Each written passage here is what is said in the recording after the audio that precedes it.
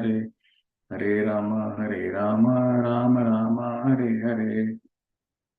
Namah Vishnupadaya, Krishna Prishnaya Bhutale, Srimate Bhakti Vedanta Swaminiti Namine. Namaste Saraswati Devi Gauravani Pracharine, Nirvishesha Shunyavadi Paschatya Desha Tarine.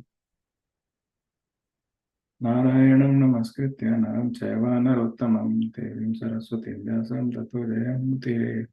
Shunmutam Swakatha Krishna Punya Shravana Kirtana Viduntastoya Patrani Vidunmuteshu Etchitam Ashtaprayashu Abhadreshu Nityam Bhagavata Sevaya Bhagavate Uttama Shloke Bhaktir Bhavati Nashtaki. Hare Krishna everyone. So we are going to read 3.9.21. Let me share my screen and we will get started.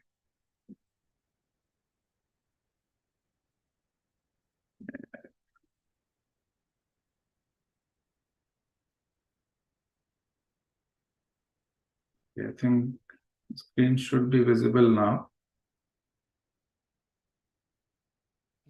Okay. So this is Bhagavatam, Canto 3rd, Chapter 9, verse 21. So we'll first read the verse.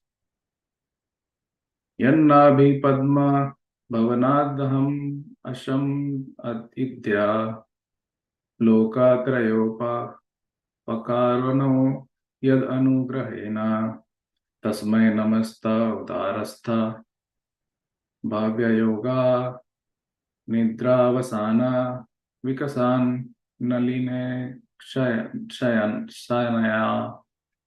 Once again.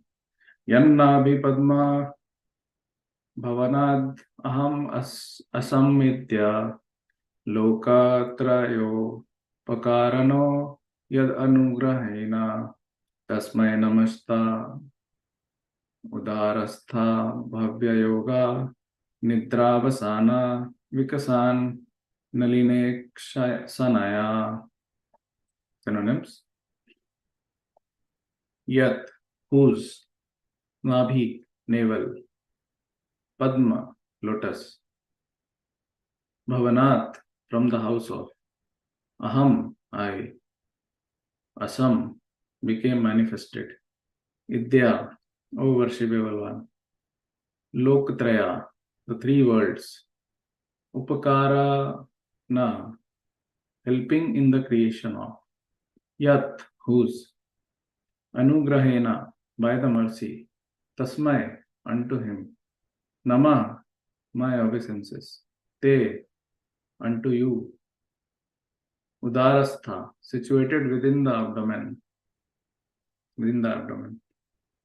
Bhavya, having the universe, Bhavaya, having the universe, Yoga Nidra Avasana, after the end of that transcendental sleep, Vikasat, blossoming, Nalina Ikshayana, Shanaya, unto him whose opening eyes are like lotuses. The translation and purport by His Divine Grace, A.C. Bhaktivedanta Swami Srila Prabhupada ki jai. Translation. O object of my worship, I am born from the house of your lotus navel for the purpose of creating the universe by your mercy. All these planets of the universe were stationed within your transcendental abdomen while you were enjoying sleep. Now, your sleep having ended, your eyes are open like blossoming lotuses in the morning.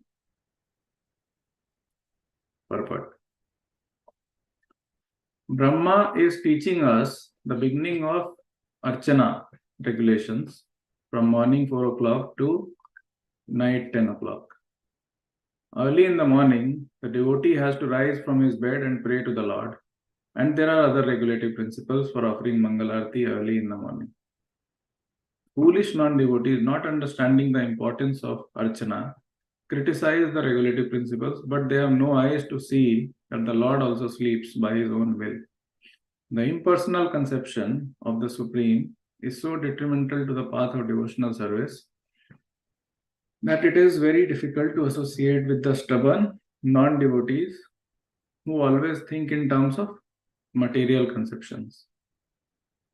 Impersonalists always think backwards. They think that because there is form in matter, spirit should be formless. Because in matter there is sleep, in spirit there cannot be sleep. And because the sleeping of the deity is accepted in Archana worship, the Archana is Maya.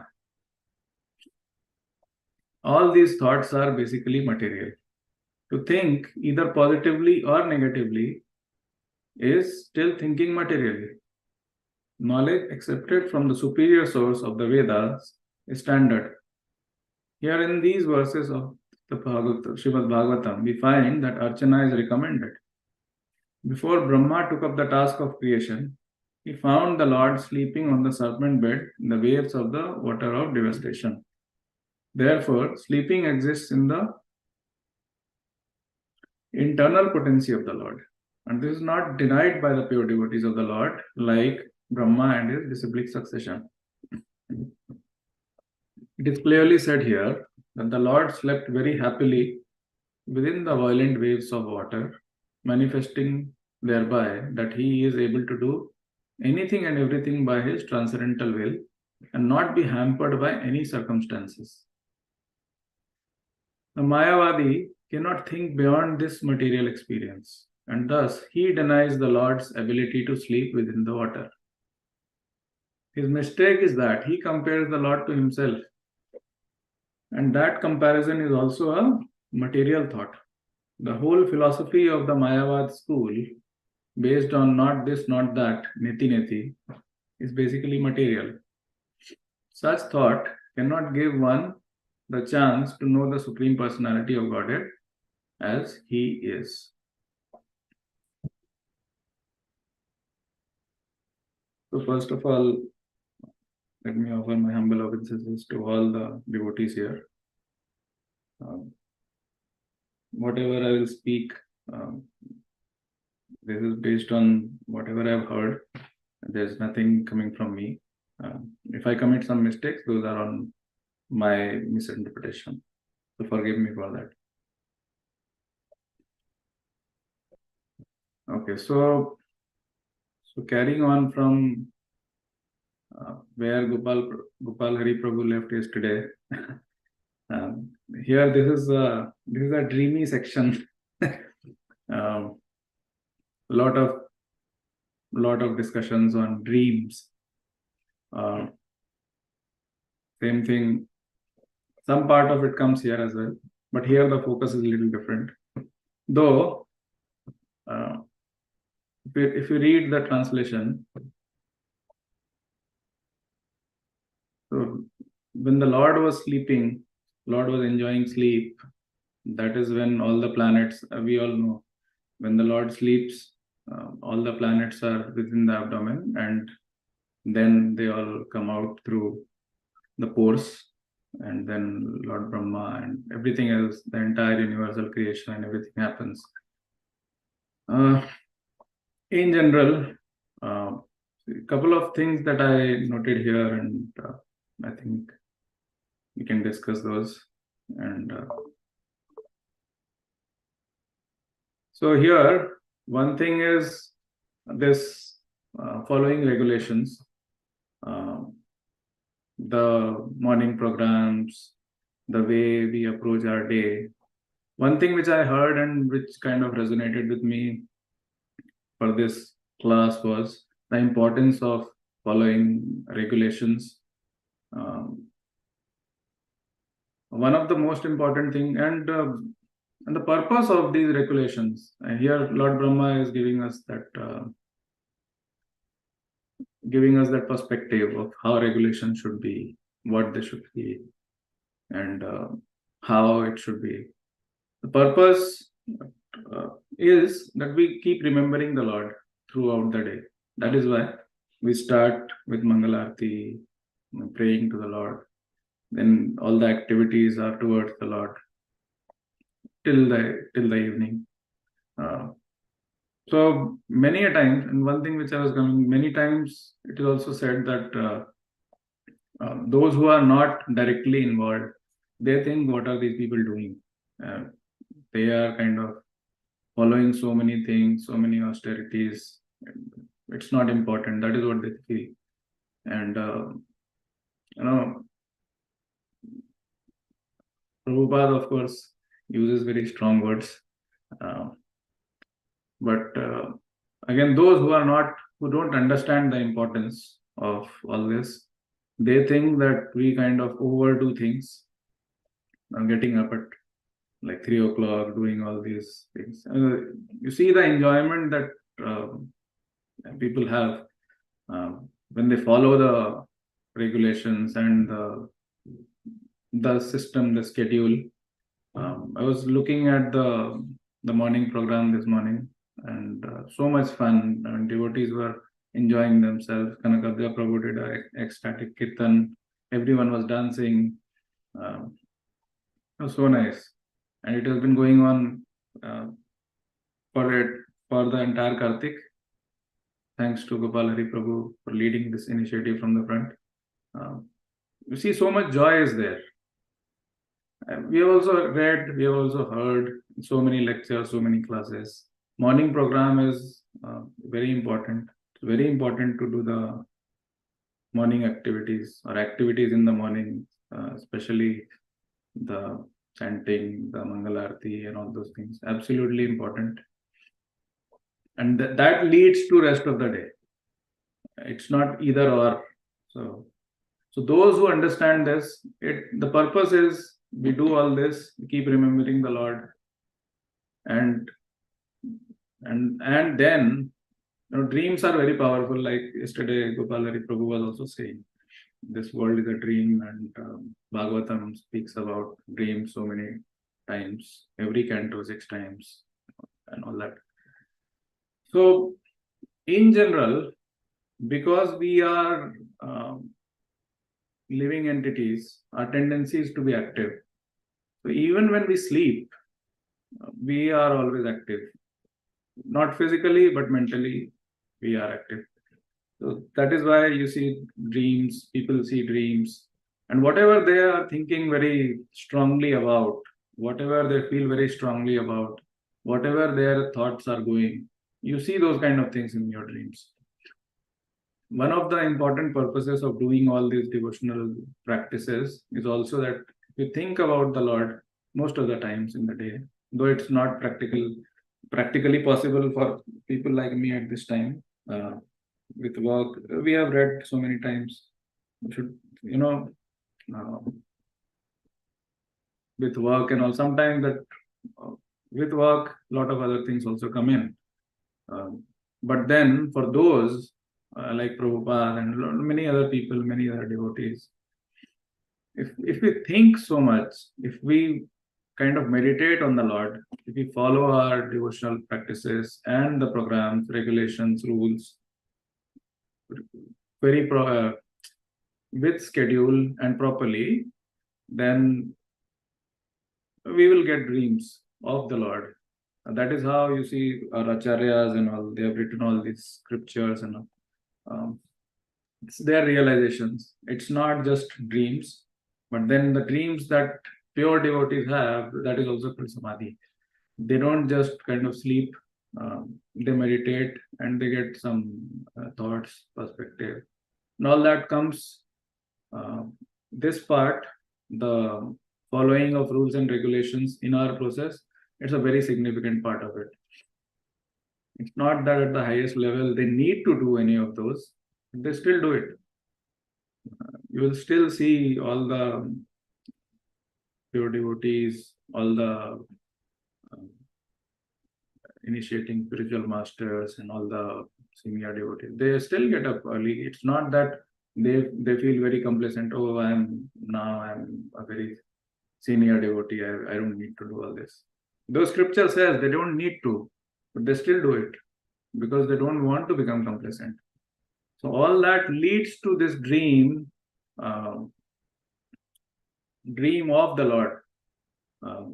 That is how the activity that we have, because we are spirits internally, that activity takes form and shape. So if we think properly, if we think about the right things, we will get those kind of trends. Another perspective another thought that came when I was kind of reading this, kind of preparing for this is um, this how the Mayavadi philosophy works in this. Their sole principle is uh, they keep sitting with the Vedas. So it's not that they don't read Vedas. They are very learned, scholarly. They keep spending their time like day in, day out. They are reading the scripture, but the purpose is a little different. So they read it and they are kind of trying to analyze analytically how to find flaws in the scriptures. That is what they do. So that is why they give arguments like because the Lord is sleeping, the deity sleeps, so it's Maya, it's not spiritual, but they don't understand um, the depth of it. And it is, again, all these things come from the mercy of the Lord uh, and mercy of the devotees and spiritual master. So this understanding that, you know, we have to think about the Lord in the right way,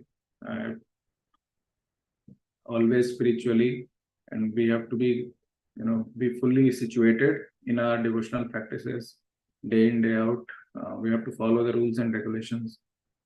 Those are very important very important takeaways from my side. Practically, I'm seeing what this following of rules and regulations. I think everyone is seeing, particularly in the month of Kartik, in the Damodar month, how it's happening. It's important that we continue with the same procedure. So these are my 2 cents. Anyone wants to add anything, feel free to.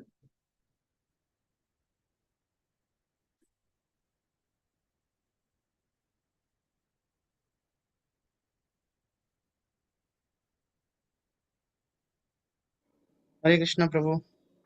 Hare Krishna, Prabhu. Thank you so much for a nice class.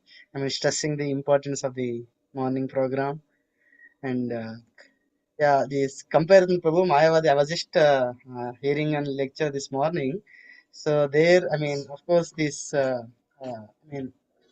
the compare and contrast, right, between Maya Udupi Yatra lecture, between Mayavada philosophy and it was given in Sringeri, right? So by His Holiness Ramapad Maharaj.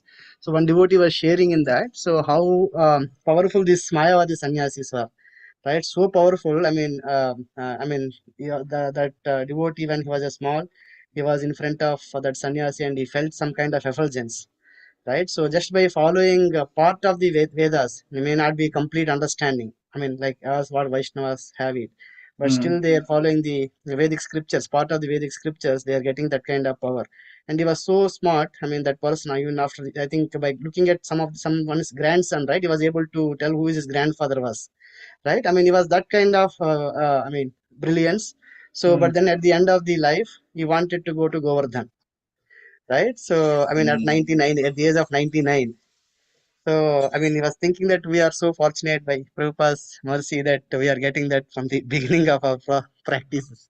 So, the whole process and starting from morning program and whole thing, right? So, of course, that person is not unintelligent or not, from our calculation perspective, right? It's very, very brilliant. But the kind of thing that we got it, we're so fortunate that we are getting this whole program, right? From the beginning of our introduction to spiritual life. Right? In this life at least. So, so I was just thinking it's so nice. By Prabhupada's mercy that we need to, what do you call, give that importance to that process. So, right, what we got and the kind of mercy or the gratitude to Srila Prabhupada and his followers, right? And where it is. And also this, yeah, thank you, Prabhu. I think that's what I was just thinking. That point came when you were comparing with Mayavadis. Generally Prabhupada attacks every time, right? Of course, this is also here, but still, they are also transcendentalists. I mean, Maharaj was quoting 552 Bhagavatam verse there, right? So they are also transcendentalists. Their goal is same, but I mean, goal is not same in the sense, but yeah, the one part of it is same, right? I mean, getting detached from the material things. Yeah, base is the same, but Yeah. then what they build out of it is very different. Yeah. No, very, very nice perspective, Prabhu. Yeah, I mean, how, I mean, of course, what the devotees does, I mean, not the light and all, but the transformation of heart, right? Which is, which is much, I mean, cannot be done by normal processes. No, absolutely. Absolutely. I mean, very rightly said. I think we are so fortunate. We are understanding this not at the age of 99. And another thing that I realized when you were saying is everyone who is here, I mean, not here as in on the call, but around us, they are all souls who have done all this. I don't know how many lifetimes. It's all their past life, their karmas, that and that we are here in association of all of them, and getting at this age, not at the age of 90. Yeah, we are so fortunate, and of course, all this is only because Prabhupada formed this family. And I remember very initially when I was talking in one of the classes, I said how fortunate we felt. And I had so much gratitude when we moved from here to Connecticut. We were saying the same thing. Me and Shraddha, we were discussing that if it was not this family, how difficult it would be to go from one place to another, and how simple it becomes because of the family that we have. Now, everywhere you go, devotees are fantastic. I mean, they just embrace you uh, because you are from this family. Thank you, Prabhu. Very good perspective.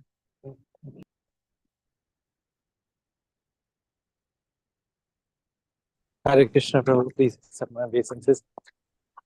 Thank you for the nice class. Prabhu, it's interesting in this verse how Lord Brahma is saying that I'm born from the house of your lotus navel.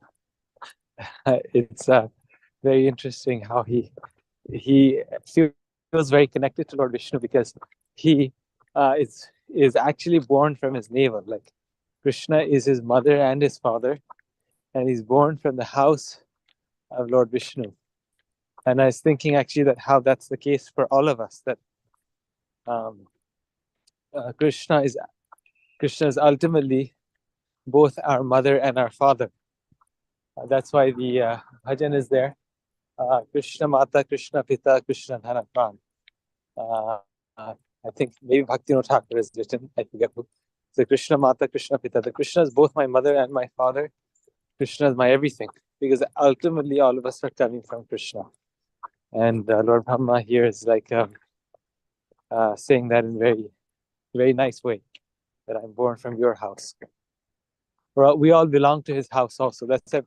We say, right, that Prabhupada made a house in which the whole world can live, because we all belong to Krishna's house. Thank you, Prabhupada. Yeah, I was also wondering, I was kind of thinking, when you made this point, I started thinking how fortunate we are that the chief in our lineage is Lord Brahma. Our parampara starts from Lord Brahma, and how connected we are. The thought came to my mind when you spoke. One question, Prabhu. I mean, sorry. Mhm. Go on. One question, actually, this whole section, right? Maybe question to everyone. This whole section, I mean, Brahma is praying to Vishnu. I mean, but it looks like it is the beginning of the creation, right? But then he's talking about what is going to happen, something like that, right? If I see in the verse 6, right? So they're always afraid. I mean, the people in this material world, but nothing happened until that time, right? Brahma was the first living entity, was there. They always try to protect wealth, body, friends. I mean, is it Brahma is envisioning, or so? Any thoughts? Anyone? Maybe Gopal Hari Prabhu can add to it. What I was thinking was because he already got that knowledge. He knows how things are going to be. He does not know exactly how things are going to be, but he knows at an outline level, at a high level, this is how things are going to be. And that is why those things are coming up. And that is what I understand from this.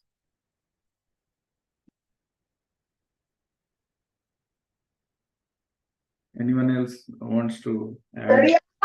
Hare Krishna. Hare Hare Krishna. Krishna, Prabhuji. Please accept my humble obeisances. All glories to Srila Prabhupada.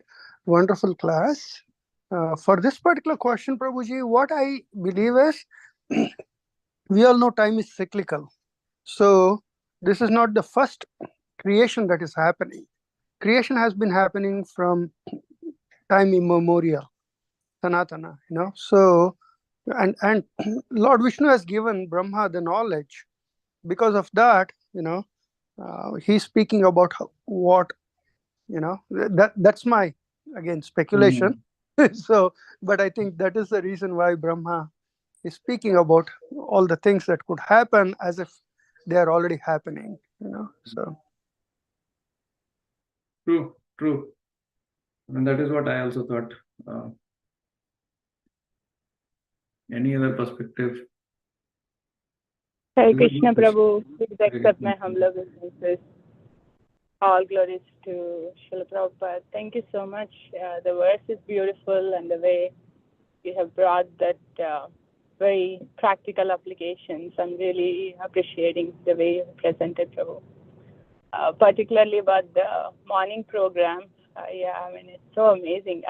I was thinking, just joining online virtually itself, we were able to experience so much joy. Just the sound vibration, the potency of it, very powerful. And the other thing I'm slowly grasping and understanding the depth of these statements, the importance of regulation and the morning program.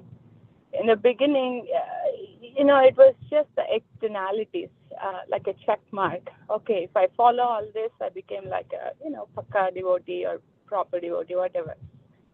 And then it's like, oh, it's not about the rules. It's actually about the, internal. It's not just about externally performing these things.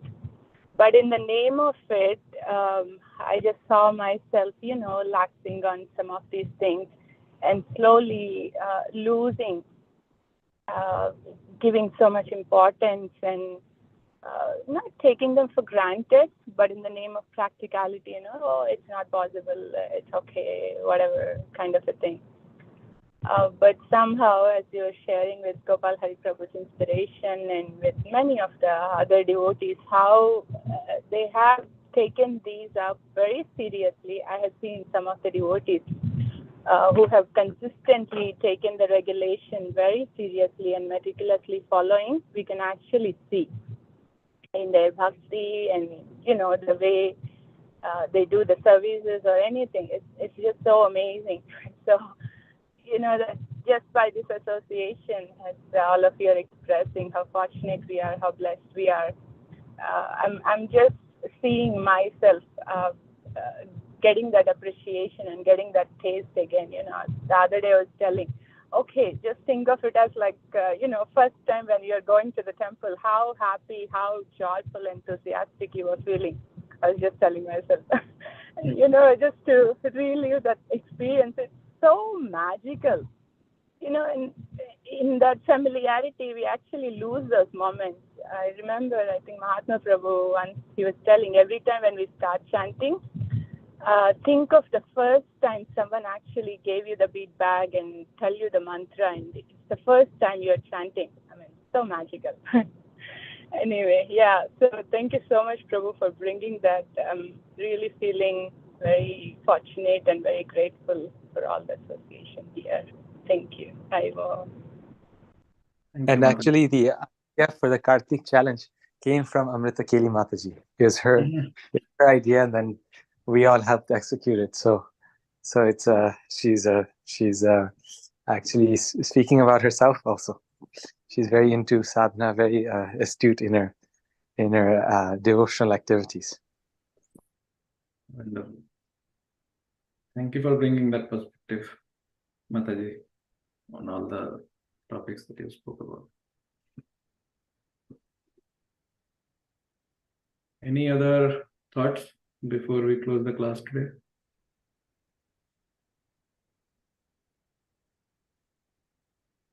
Okay. So Lakshmikant Prabhu, I think we'll close the class for today. Okay, thank you. Okay, Prabhu. Vanchakalpatari, Sukripasindhubhai, Vichapatitanam, Vaishnava. Anantakoti Vaishnava Vrinda ki jai, Srila Prabhupada ki jai.